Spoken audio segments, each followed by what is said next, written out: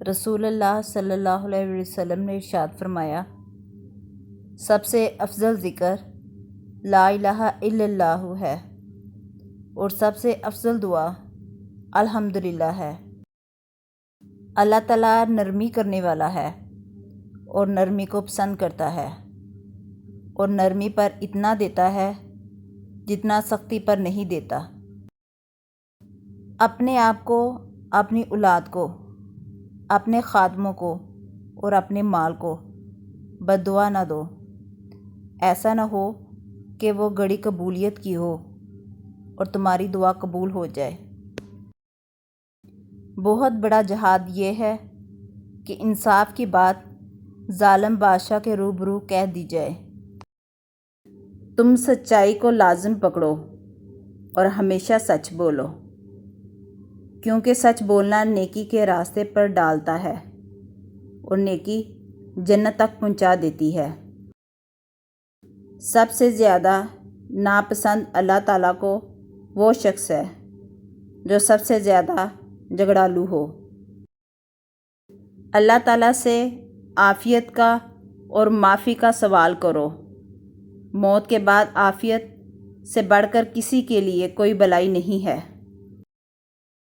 اللہ کہتا ہے، اے ابن آدم، جب تک تم مجھ سے دعائیں کرتا رہے گا اور مجھ سے اپنی امیدیں اور توقعات وابستہ رکھے گا، میں تجھے بخشتا رہوں گا، چاہے تیرے گناہ کسی بھی درجے پر پہنچے ہوئے ہوں۔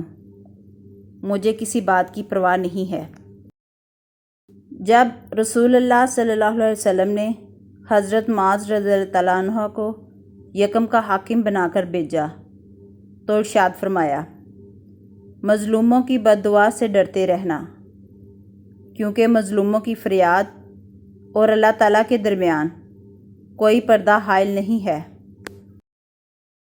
جو شخص مومن مردوں اور عورتوں کے لیے مغفرت کے لیے دعا کرتا ہے، اللہ تعالیٰ اس کے لیے ہر مومن مرد اور عورت کے بدلے میں ایک نیکی لکھ دیتا ہے۔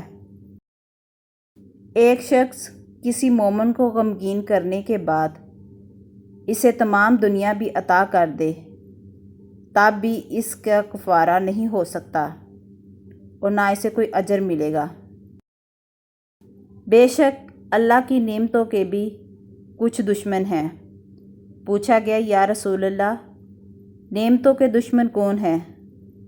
فرمایا، یہ دشمن وہ ہیں جو اللہ سے ان نعمتوں کی بنا پر حسد کرتے ہیں جو اللہ نے اپنے فضل سے انہیں دی ہیں۔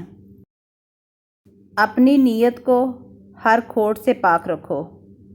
جو عمل کرو صرف اللہ کی خوشنودی کے لیے کرو، اور تھوڑا عمل بھی تمہاری نجات کے لیے کافی ہوگا۔